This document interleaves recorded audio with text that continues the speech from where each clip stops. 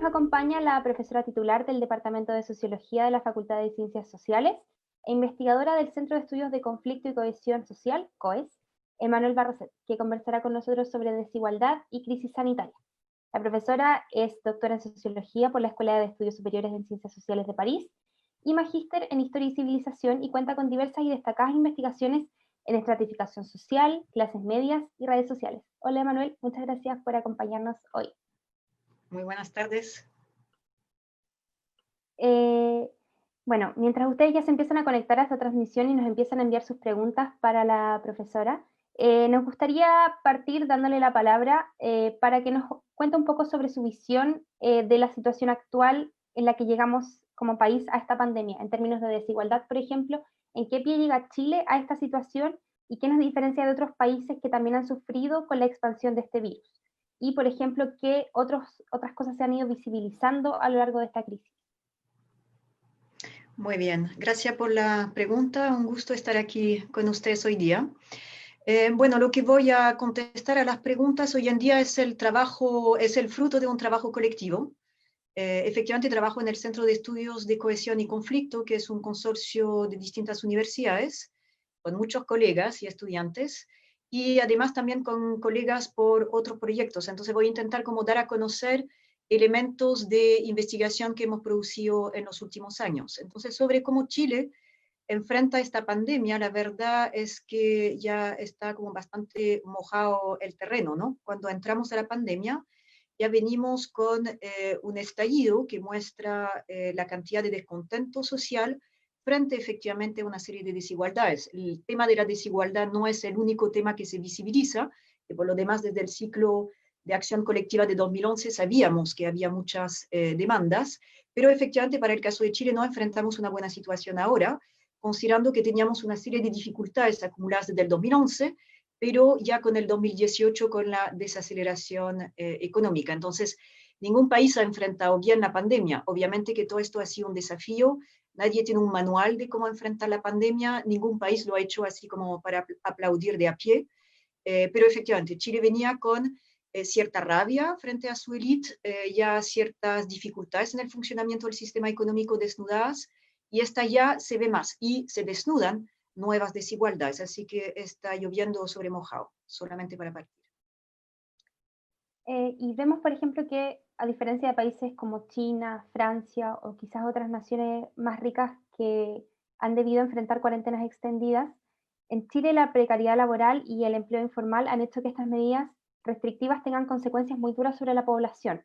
En su opinión, ¿qué situaciones quedan al desnudo con esta emergencia sanitaria y cuáles se agudizan? Que también un poco lo que usted mencionaba, que las empezábamos también a ver desde el estallido, pero creo que hoy es un poquito más visible aún.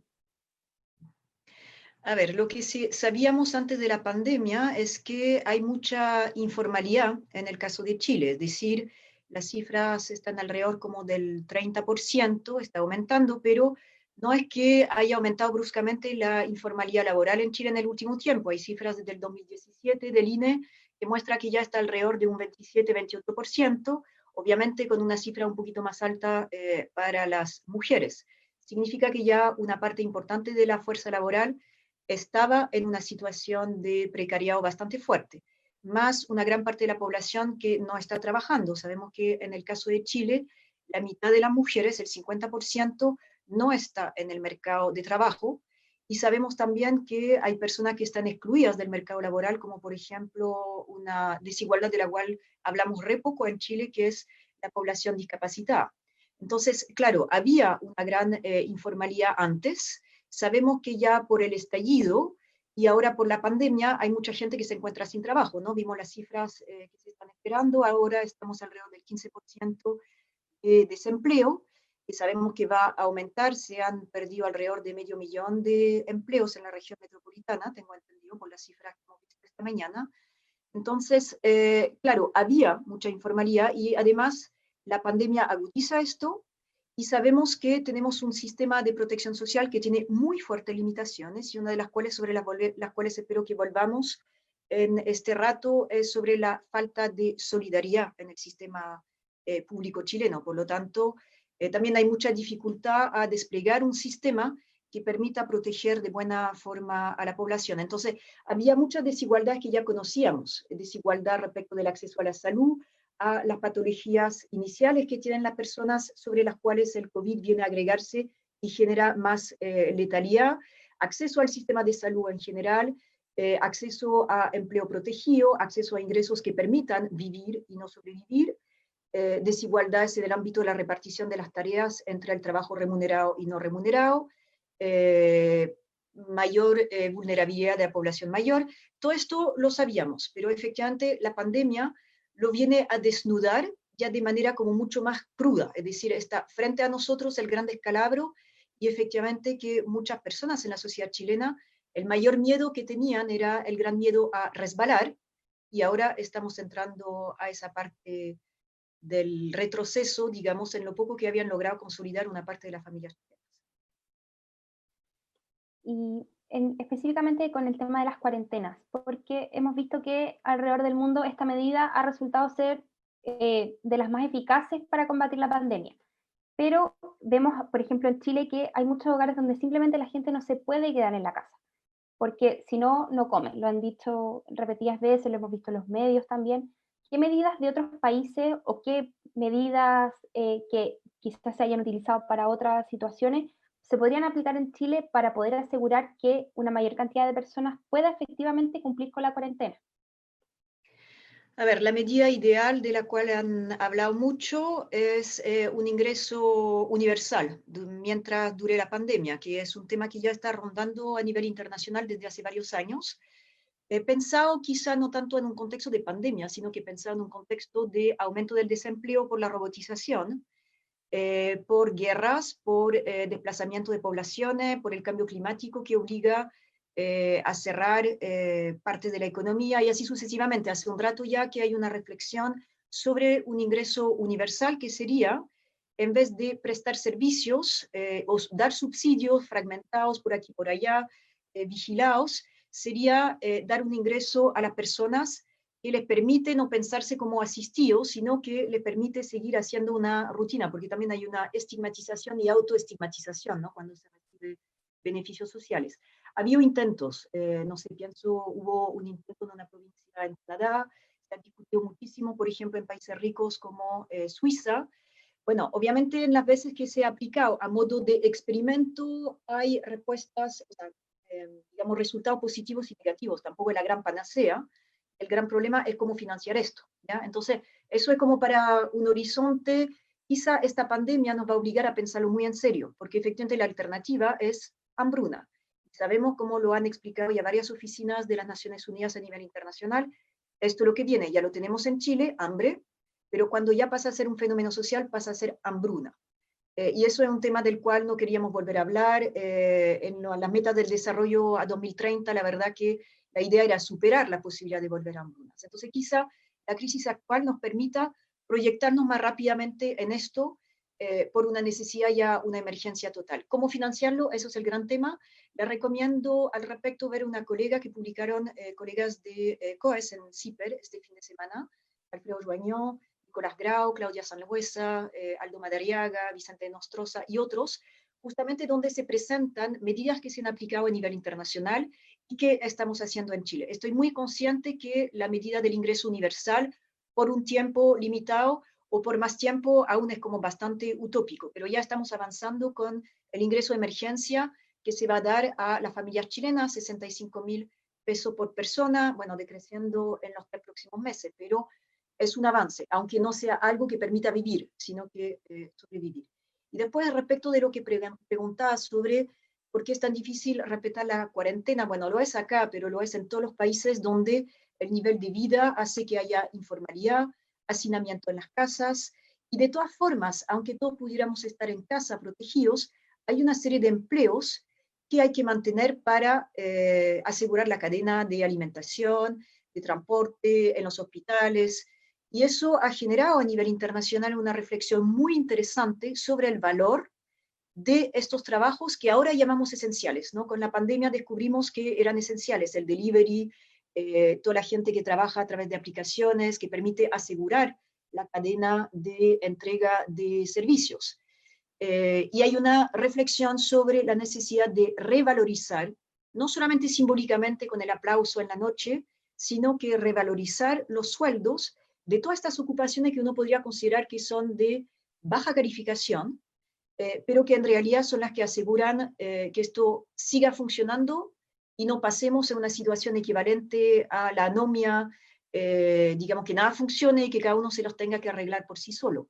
Entonces, bueno, medidas hay muchísimas, sabemos que la receta es la mezcla de varias de las medidas porque no hay ninguna que por sí sola sea la panacea o sea buena, pero efectivamente para el caso de Chile hemos visto que varias se han puesto en funcionamiento. El problema que hemos tenido es que algunas han sido anunciadas antes de estar puestas en funcionamiento y esto ha generado problemas de expectativas y como lo vimos desde la semana pasada ya protestas o motines del hambre, que es algo que desearíamos no ver, pero que ya está llegando. Un poco también con este tema de la desigualdad, ayer vimos que se publicó el primer informe del Monitoreo Nacional de Síntomas y Prácticas de COVID-19 en Chile, que realizó la Universidad de Chile con el Colegio Médico. Y ahí, por ejemplo, se pueden observar que hay diferencias muy marcadas en el cumplimiento del aislamiento según, por ejemplo, el nivel educacional, la previsión de las personas y esos resultados en el fondo nos cuentan que una persona con menor nivel educacional y que es beneficiaria de FONASA tiene mucha más necesidad de salir a trabajar en relación a personas que tienen otras condiciones. Eh, ¿Cómo se puede lograr hacer efectivo el cumplimiento de las medidas de restricción en un país donde hay sectores que no tienen las medidas, o sea, las condiciones mínimas para vivir si es que no salen de sus casas? Un poco lo que usted ya comentaba, pero ¿qué se puede hacer? O sea, por ejemplo, ¿es efectivo el tema de las cajas de comida o quizás sería eh, algo más mejor para todos entregar un cierto monto de dinero mayor al que ya se está prometiendo? ¿Qué otras cosas se pueden hacer para mejorar esta situación? A ver, lo que estamos enfrentando acá directamente es un dilema. De nuevo, no hay solución buena, ni en los países más ricos se ha logrado. ¿Ya? Hemos escuchado también durante estos ya 3, 4 meses en que partió la pandemia en China, hemos visto cómo distintos sistemas económicos y políticos han intentado enfrentar todo esto. En el caso de la China, bueno, obviamente que es un régimen político que no tiene nada que ver con el tipo de régimen que tenemos acá, con mucho control sobre la población, con mucha censura también, con muchos medios también, pero sabemos que hay una gran parte de la población en China que es informal. Después vimos cómo esto llegó supuestamente a los países mejor preparados en términos de sus aparatos de protección social, y también el descalabro fue bastante fuerte, ¿ya? Obviamente en países como Italia y España, que tienen cierta fragilidad en su sistema de protección social, el impacto fue enorme, pero también lo está haciendo en Gran Bretaña, también lo está haciendo en los países del norte, donde esperábamos una mayor resistencia, una mayor protección a la población.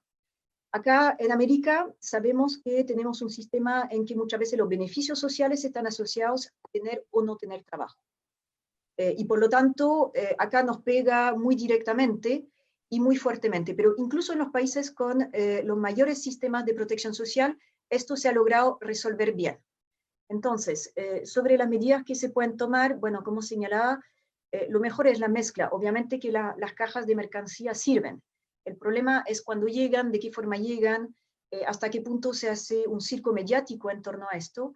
Y quizá el problema que tuvimos no es que lleguen o no lleguen las cajas, es el problema del anuncio de una medida en un momento en el cual la verdad la gente está inmediatamente informada. En el caso de Chile sabemos que la interfaz de la política pública son los municipios. Entonces lo que vimos es que se generó una expectativa que no se pudo cumplir, ¿ya? Entonces hay un problema ahí. Efectivamente las transferencias a través de cuentas bancarias pareciera ser la mejor medida, pero también sabemos que hay mucha población en Chile, migrantes, adultos mayores, informales, que no tienen cuenta bancaria. No olvidemos la situación de todos los compañeros en los cuales me incluyo migrantes, que llegan a este país y no tienen la cuenta RUT, se demoran un montón en obtener, tiempo en obtenerla por la informalidad de su situación en términos de ser o no ser chileno, acceder o no acceder a beneficios sociales, ¿ya? Entonces tampoco se resuelve todo a través de transferencias, por lo tanto tiene que ser un conjunto modulado de políticas que llegan desde los municipios, la intendencia a nivel nacional.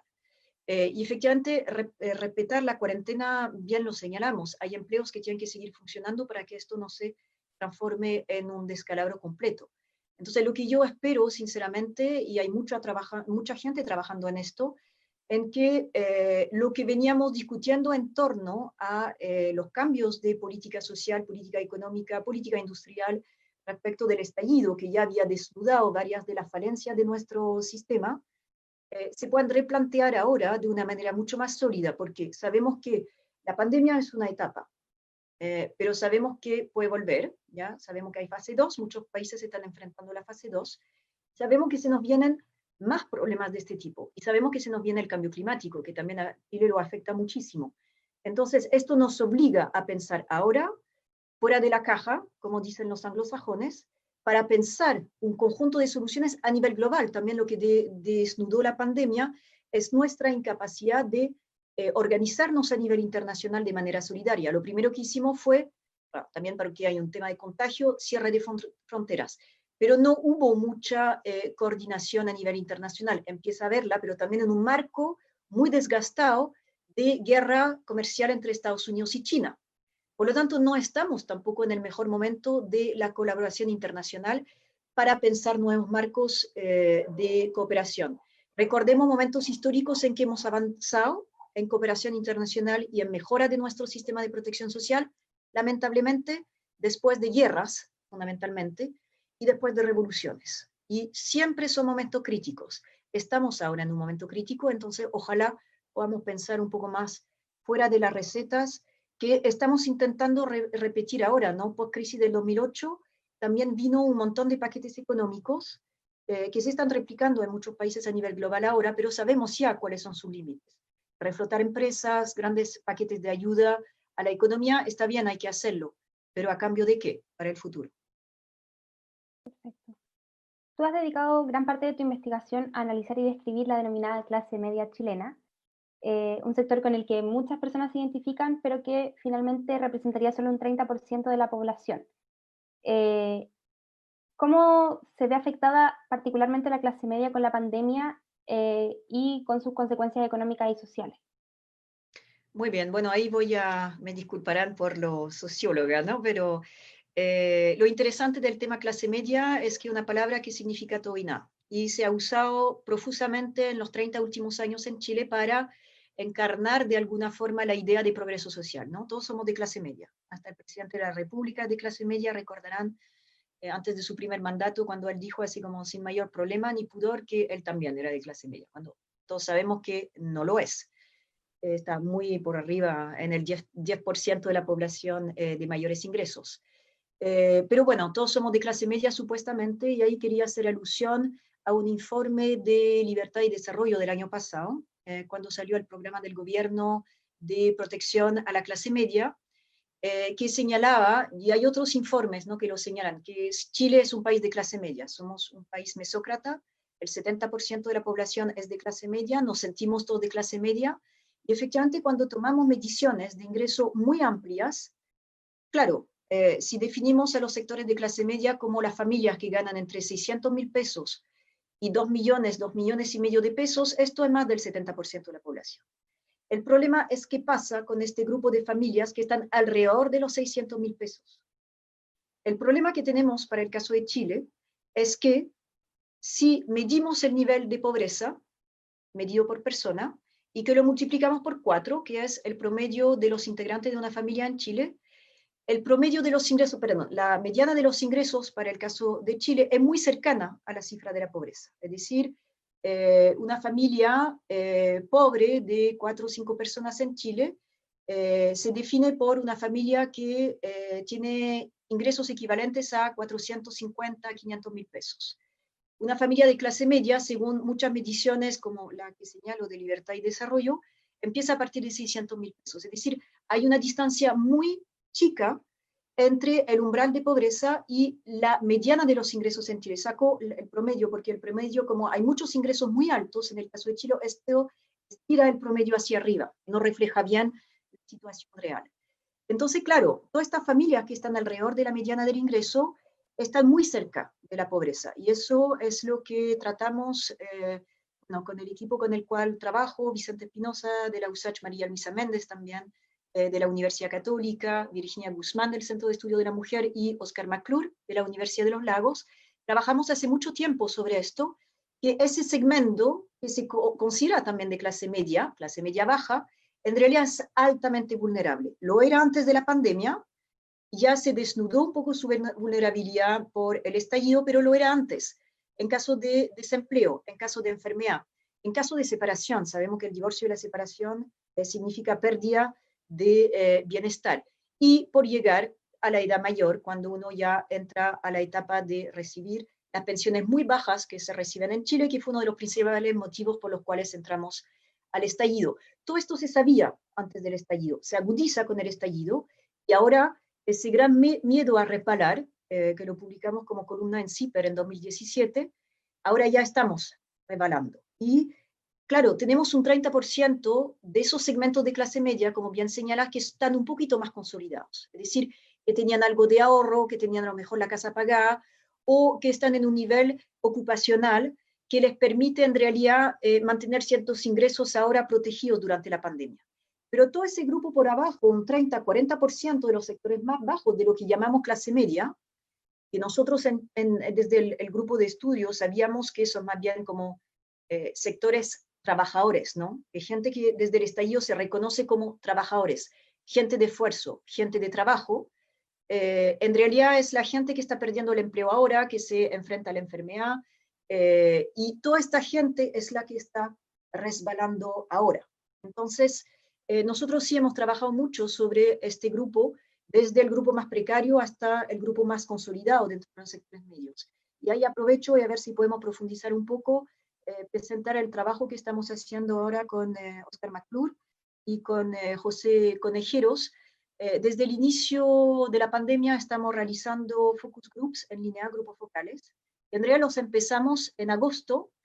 Estábamos buscando cuáles son los marcadores simbólicos de las desigualdades. Y cuando uno en Chile ve a una persona en el metro, en la calle, en un asado, alguien que no conoce, cuáles son los marcadores que usan para decir, ah, esta persona es de tal o cual grupo social. Por ejemplo, miro cómo estás vestida, cuánto invertiste en tu apariencia, qué hay detrás tuyo, cuál es tu corte de pelo, y ahí voy a hacer, erróneas o no, una serie de, eh, como de asumir que tú eres así, asá. Puede haber mucho de prejuicio, pero sabemos que eso nos posiciona socialmente y a partir de eso decidimos qué relación vamos a tener con las demás personas. Habíamos empezado eso en agosto, y por la coyuntura, con Oscar McClure decidimos durante el estallido, en noviembre, realizar con las mismas personas estos mismos grupos focales, para ver cómo vivían la pandemia. Y ahora lo estamos haciendo en línea, en Santiago y en Puerto Montt. Entonces, eso nos permite también ver cómo la gente vive estos tiempos y cómo los ha vivido desde agosto hasta ahora.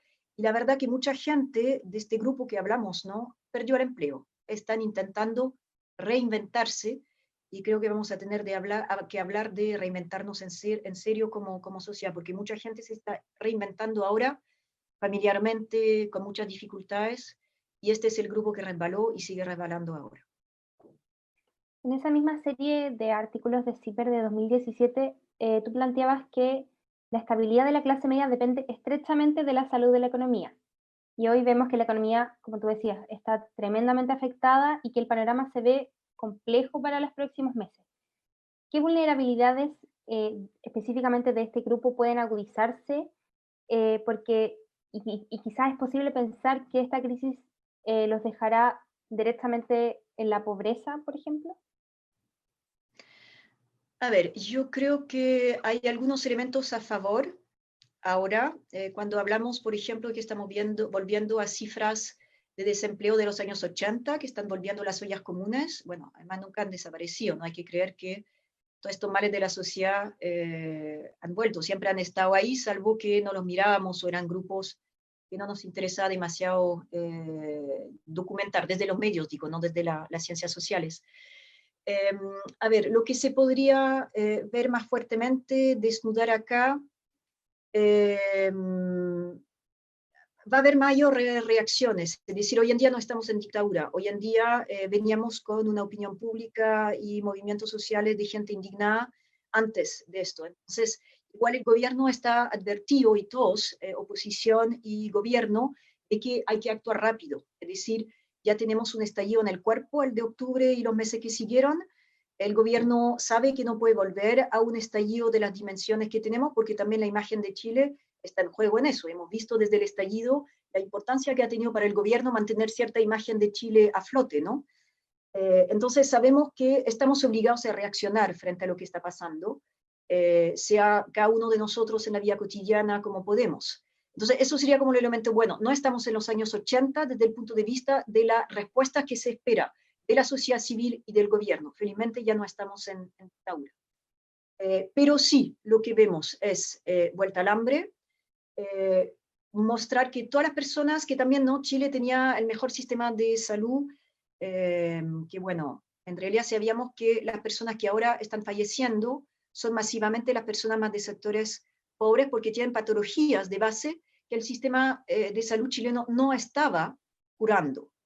Eso lo sabíamos, la gente de los sectores más pobres en Chile populares acarrean patologías físicas y mentales muy fuertes. Nosotros hemos hecho mucho focus en estos grupos, gente que está con cáncer, que no se lo logra tratar o no con las terapias más adaptadas o que llega a conocer su enfermedad cuando ya es tarde, gente que, lo sabemos, en Chile demora la gente más de un año en obtener las operaciones que requiere, y esto ahora se va a alargar más encima. Entonces, si bien la enfermedad entra por los sectores altos, ¿no? Por la gente que viajó, la letalidad en esos sectores no es alta, lo es en los sectores más desprotegidos. Entonces, una mortandad selectiva, obviamente que es indignante, y lo vamos a ver desnudado ahora. Otro gran problema que estamos viendo, de lo cual yo no soy especialista, son los temas de la violencia intrafamiliar, que ya está instalado el tema de los feminicidios, pero ahora ya está de vuelta en todos los lugares, incluso en las sociedades más desarrolladas lo hemos visto. El confinamiento obliga a aguantar relaciones familiares y sociales, y por lo tanto esa violencia se agudiza muchísimo. El tema de la recarga laboral, de la repartición del trabajo remunerado y no remunerado, habíamos ya tenido en el 2018, el movimiento feminista que había desnudado o redesnudado, porque no es una novedad tampoco, muchas de las dificultades que enfrentaban las mujeres, y ahora se vuelve el tema al espacio doméstico de nuevo, y que recae sobre las mujeres en teletrabajo. Estamos viviendo a escala obligada qué es el teletrabajo realmente para quienes pueden estar teletrabajando, para quienes no. Obviamente que el cierre de las escuelas también está reinstalando muchos problemas en términos de qué hacer con los niños, quiénes los alimentan si no hay becas, si no hay almuerzo en la escuela. Entonces, bueno, ahí son muchos elementos de la vida cotidiana que estamos replanteando hoy en día y que se desnudan ya. Pero ojo, no es solamente el caso de Chile, la verdad que nuestros sistemas de protección social están muy precarizados en muchas partes del mundo. Por ejemplo, podemos hablar de Francia, que no tiene un sistema de protección tan limitado como el que existe acá, pero también llevábamos un año en Francia con hospitales en huelga, por la falta de recursos, tuvieron que aguantar toda esta crisis y ahora el gobierno decidió, por la presión que hay, un gran acuerdo nacional sobre volver a financiar el sistema sanitario como base del acuerdo nacional. Entonces, esta crisis esperemos que después de ella seamos capaces de replantearnos cómo financiar un buen sistema sanitario, de salud, de educación, de jubilaciones, de repartición del trabajo entre el trabajo productivo y no reproductivo, y que esto se haga en base a un sistema solidario.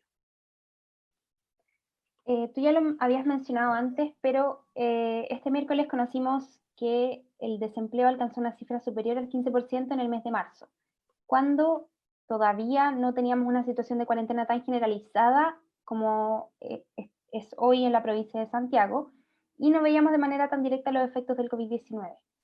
Esta cifra tan alta probablemente aumentará en los sectores medios y este porcentaje de personas desempleadas sería mayor si se considera, por ejemplo, la cantidad de empleos informales que se han perdido en estos meses. Sí, bueno, yo no soy especialista de las mediciones que hace el INE para medir empleo o desempleo. Son medidas que tenemos que mirar, que son bien construidas y que aportan mucha información. El tema es que como son datos que se construyen y son complejos de construir, obviamente que traen siempre cierto desfase. A ver, para el caso de Chile, lo que nosotros hemos escuchado en los focus con Oscar McClure y José Conejeros en el último tiempo es que las personas que están en ese grupo precario, no sé, pienso en personas que trabajan como operador en plantas de salmón, por ejemplo, en Puerto Montt, manipuladores de alimentos en colegios en Santiago, no sé, obrero del fierro en alguna parte de Chile, todas estas personas ya nos señalan que han perdido su empleo o han perdido su clientela. Y por lo tanto, o hay un familiar que está trabajando y permite sostener en este momento la economía del hogar, o, por ejemplo, empezaron a entrar en la economía informal, por ejemplo, fabricando mascarillas que están vendiendo obviamente donde pueden, y ahora con la cuarentena total se hace más difícil. Entonces, toda esta gente se está reinventando en este momento. Entonces, la medida del desempleo obviamente que es importante, pero también hay mucha gente que está en una economía de la sobrevivencia. Hemos escuchado también muchas personas que nos dicen que estamos entrando a la fase de trueque, es decir, lo que no me sirve en este momento lo intercambio. Es un tipo de economía que siempre ha existido, pero que por necesidad ahora va a aparecer de forma mucho más agravada. Esperemos que las medidas que se van a desplegar ahora van a mitigar un poquito el problema que hay, pero mucha gente de lo que escuchamos ha perdido su empleo, incluso en grupos un poquito más consolidados. Pienso, no sé, en gente que trabaja como en clínicas dentales, además que se quejan de que los sistemas públicos no están atendiendo, no los llaman a tiempo como para ayudar en lo que puedan ayudar, ¿no? Se han propuesto también para ayudar en otro tipo de empleos y que la lentitud de los sistemas burocráticos para responder también lo impide. Entonces, eso sería como una primera respuesta sobre el tema del desempleo, pero obviamente que va a seguir aumentando. El tema es que como en Chile no ha habido hasta el momento buena protección de seguro de cesantía, obviamente que la gente anticipa mucho y de inmediato busca una forma de generar ingresos. Lamentablemente también lo que nos dicen muchas personas en los sectores más periféricos de las ciudades es que está aumentando la venta de drogas y la inseguridad para paliar la baja, digamos, de las fuentes laborales más alternativas o que no son parte de la economía informal o ya de la economía más criminal.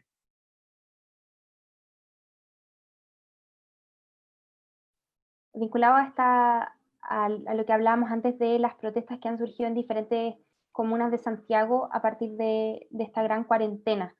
Eh, ¿Qué diferencia se puede encontrar, por ejemplo, entre estas protestas y las que ocurrieron para el estallido social y qué las vincula?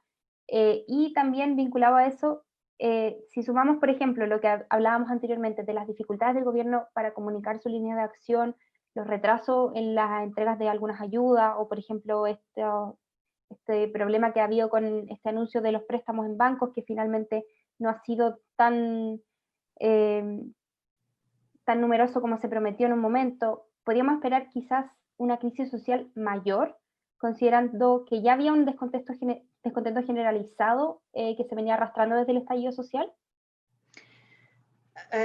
No voy a hacer futurología, voy a contar lo que hacemos en el equipo y lo que nos dice la gente que entrevistamos. A ver, primero para quienes tienen interés en esto, les recomiendo ver los datos del Observatorio de Conflictos, del COES, del Centro de Estudio de Cohesión y Conflicto. Hay todo un equipo ahí que rastrea en prensa y por distintos medios cuáles son los conflictos, cuándo ocurren, dónde ocurren. Hay muchas variables, ¿no? Son más de 90 variables y además la base de datos fue construida como seguimiento a una base de datos construida en la Universidad Católica por el profesor Armstrong desde ya hace varias décadas. Entonces ya tenemos una serie de datos, el COES la completó después del 2011, entiendo. Y ahora muy lamentablemente estamos agregando como motivo de acción contenciosa los motines del hambre. Entonces los invito a revisar esa base de datos. El COES produce datos para la comunidad. Entonces ahí hay información sobre la cantidad, dónde, quiénes son los protagonistas.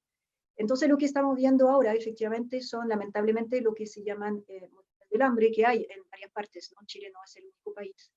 Y claro, en el caso de Chile se puede haber desatado la primera ola, o por lo menos la cobertura desde los medios, porque hubo un anuncio del presidente en cadena nacional que venían las cajas y eso desató una expectativa que no se cumplió inmediatamente, ¿no? Entonces, vamos a ver cuántos son estos estos motines, estas protestas. Ojo que durante los primeros meses o la primera semana de cuarentena, siguió habiendo protestas, ¿no? Recomiendo también seguir los trabajos de mis colegas que trabajan en esto, Nicolás Soma, Sofía Donoso, Francisca Gutiérrez, porque no es que no existieran en las primeras semanas, Antofagasta ha sido un epicentro en ese sentido, no han parado las protestas en las zonas donde hay escasez hídrica, que no se han documentado por los medios es otro tema. Entonces, bueno, eso primero para saber realmente qué pasa con los conflictos. Y después lo que nos dicen las personas que entrevistamos es que varios dicen en realidad vamos a salir tan mal de esta crisis que la gente no va a estar en condición de protestar. Bueno, igual hay que diferenciar entre protestas espontáneas, ya por desesperación, por hambre, que son revueltas, que son... también el estallido de octubre tuvo esa dimensión de espontaneidad, ¿no? De que los escolares empezaron a saltar los torniquetes y ahí se desató algo, que también se propaga por las redes sociales, hay organización siempre, no es como pura espontaneidad. Entonces hay gente que señala que vamos a quedar tan mal que la gente no va a tener ganas de salir a protestar. Hay otros que dicen que en realidad tenemos el cóctel perfecto para que esto escale, porque quedó truncado además el proceso de resolución, porque quedó truncado el acuerdo nacional para entrar en la discusión constitucional, bueno, que sabemos que se la fecha del plebiscito, pero también podemos pensar que los estudiantes y los escolares van a volver con fuerza. Es probable que el trabajador que tiene gente a cargo le va a costar volver a la calle, ¿no? Porque lo que veíamos también en Plaza Italia, Plaza de la Dignidad, era que mucha gente venía el viernes después de su trabajo. Bueno, si ya no hay trabajo, obviamente que la protesta puede ser en el barrio, puede ser en otros lados, pero siendo en general los escolares y los estudiantes el grupo social más disponible, más concientizado, y que además viene con una trayectoria de protesta desde el 2006, 2011, 2018 y a 2019, es probable que ese grupo sí vuelva a la protesta muy fuertemente. Pero efectivamente hay distintas voces, ahí es muy difícil prever lo que va a pasar porque no sabemos cuál va a ser la profundidad de esta crisis y en qué situación concreta vamos a quedar. Pero a mí me parece como socióloga que tenemos un cóctel bastante intenso como para que vuelvan protestas de distintas formas.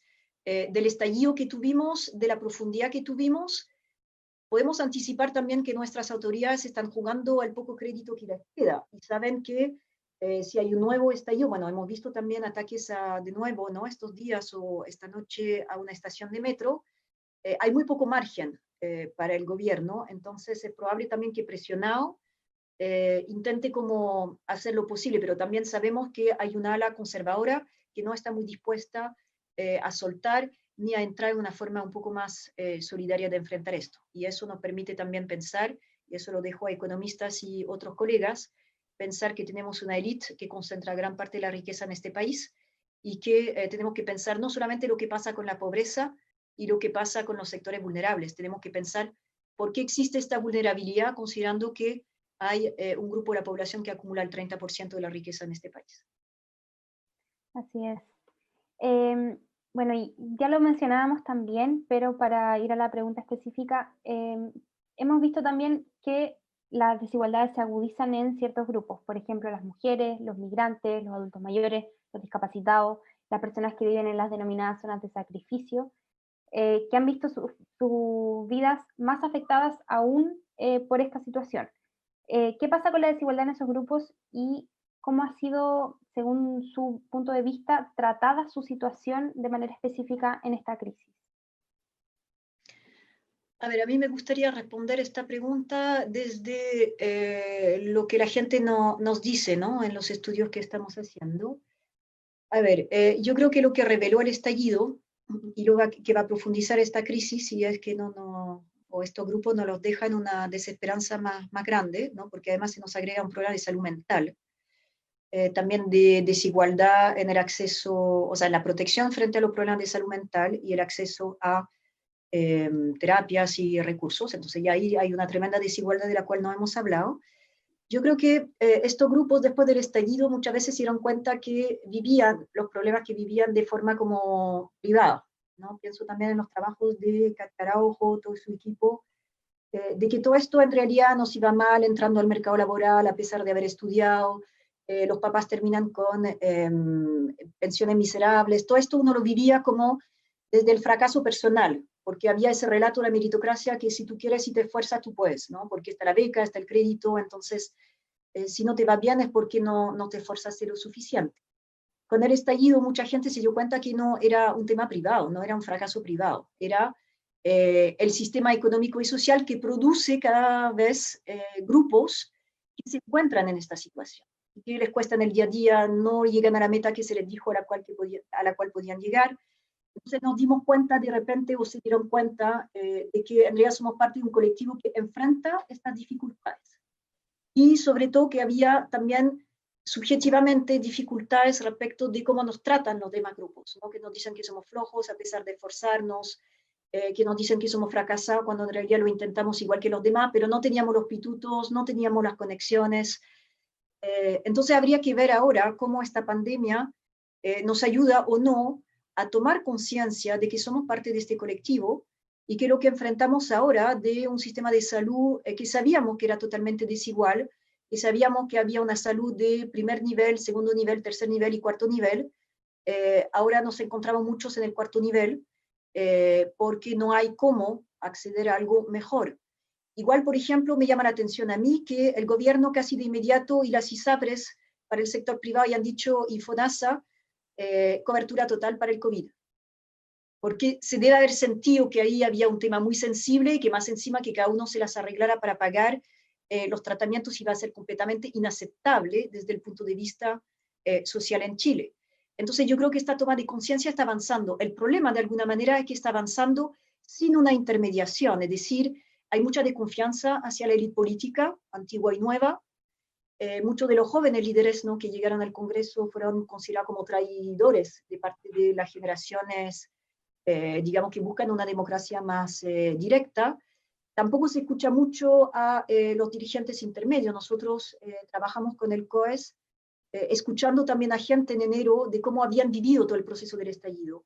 Y, por ejemplo, muchos de los manifestantes que iban regularmente a la Plaza Italia, Plaza de la Dignidad, durante todo el proceso, no mencionaban como un hito importante el acuerdo del 15 de noviembre, que igual para mucha gente que estamos en la universidad o en la clase política consideramos que es un acuerdo fundamental porque es el puntapié para cambiar la regla constitucional en Chile. Para mucha gente, cero relevancia, no era un tema, no era un hito. Entonces, la dificultad que tenemos es que la gente se reconoce como parte de un grupo en el cual hay muchas dificultades, pero no logramos generar liderazgos intermedios. Lo vemos, ¿no?, como la dificultad que tenemos en liderar, en encontrar liderazgos, y de inmediato los medios los comemos vivos, ¿no? Podemos observar, por ejemplo, la cantidad de, como de elementos positivos para elevar la figura de una persona como Isquia Siches, y de inmediato las 3.000 críticas que hay. O sea, somos muy buenos para levantar inmediatamente liderazgo, pero comerlos de inmediato. Y ahí tenemos un desafío en términos de cómo todos estos grupos logramos generar una representación que ojalá emane de estos mismos grupos, no de élite que dice que los representa. No sé, pienso en todos los Bolsonaro, Trump que ha habido, Kass que podemos tener, Parisi que podemos tener, y que no representan realmente los intereses de esos grupos. Eso es algo que a mí me preocupa desde la conciencia que se genera, pero que necesitamos ordenarla a través de liderazgos intermedios para pasar la pandemia, que participen en esa representación y definan ellas mismas, esas personas, o su representante, qué es lo que queremos para un nuevo proyecto constitucional.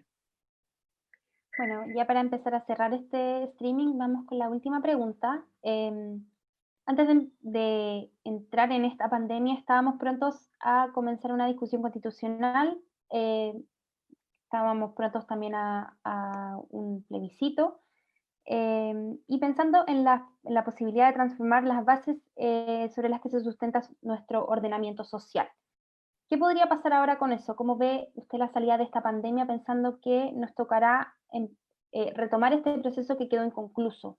O si puede ser una posibilidad en que este proceso quede detenido, por ejemplo, y eclipsado por los problemas sociales que va a traer esta pandemia, o sea, cuando ya quizás superemos esta etapa, pero puede que se eclipse también el proceso constitucional por los efectos de la pandemia. Bueno, de nuevo, me cuesta muchísimo hacer previsión a futuro porque la verdad, y eso lo dijo el mismo ministro de Salud, estamos en la neblina más total, así que no me puedo atrever a señalar elementos. Lo que sí puedo decir para los países que ya están saliendo de la pandemia, es decir, que están viviendo ahora este proceso post-pandemia, es que se están redefiniendo en parte las reglas del juego, ¿no? Es decir, Italia, España, Francia están viendo cómo reacomodan sus sistemas sociales. Efectivamente, hay muchas discusiones sobre los grupos sacrificados.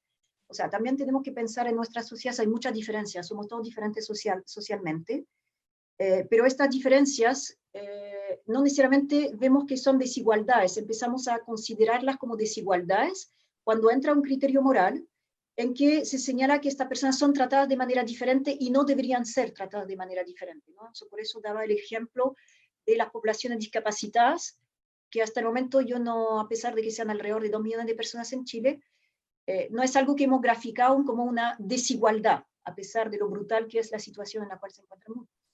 Entonces, claro, hay muchas diferencias sociales que a raíz de esta crisis las redefinimos como desigualdades y las priorizamos, obviamente. En el estallido la prioridad fue las pensiones, la salud. El año anterior fue el tema de género, el año anterior fue el tema, por ejemplo, de las desigualdades territoriales. Entonces, vamos a ver qué desigualdades ponemos como las primordiales. Parece que ahora el tema como de la salud lo va a ser, y los sistemas sanitarios en general, y los sistemas de protección en general. Entonces yo espero de verdad que podamos hacernos esta pregunta y que la discusión no sea bloqueada. Bueno, hemos visto que hay grupos que esperan con ansias esa discusión constitucional, por muy compleja que sea. Esperemos que no se nos meta demasiado populismo en esta discusión y que todos nos podamos meter con altura de miras ahí. Yo no creo que se pueda detener un proceso sobre el cual hubo un acuerdo nacional, o sería ya un descalabro total para la democracia que no seamos capaces de avanzar en ese proceso, y tampoco estoy como la postura más alarmista o pesimista que nos vamos directo a una dictadura. Yo creo que ya tenemos suficientes herramientas como para encontrar un camino para nuestra comunidad nacional aquí y buscar soluciones. Pero obviamente que la discusión tiene que ser con todos los elementos sobre la mesa y ojalá sin grupos que bloqueen esa discusión. Y para eso fundamentalmente está un proceso constitucional. Perfecto. ¿Quiere dar algún comentario final para cerrar esta conversación, quizás dirigido también a las personas que nos están escuchando en este momento? Sí, es un buen momento para cada uno hacernos la pregunta de cuál es nuestra posición en la sociedad, cuál es nuestra posición relativa con los demás, ¿no? Durante mucho tiempo uno tenía mucho más susto del que está como ahí, ¿no? En la carrera de la vida y del exitismo teníamos mucho más susto al que venía justo detrás y que era como el ejemplo de lo que si nosotros no nos movíamos, no nos esforzábamos, entonces íbamos a resbalar. Y muchas veces se nos olvidaba mirar un poquito los grupos que en realidad están protegidos de todas las crisis. Bueno, ahora hagámonos la pregunta de como comunidad nacional, cómo lo hacemos para eh, redistribuir mejor Chile es un país rico, entonces cómo podemos hacerlo para redistribuir mejor los recursos que tenemos entre todos y con qué reglas del juego. Y cada uno mirando la posición que tiene en esta comunidad y en esta pirámide social. Muy importante. Y para quienes quieran revisar más contenido de la profesora Barracet, en el Twitter de la Universidad de Chile, @uchile, dejamos algunos links por si quieren profundizar un poquito más en las cosas que ella mencionó hoy día, en sus planteamientos.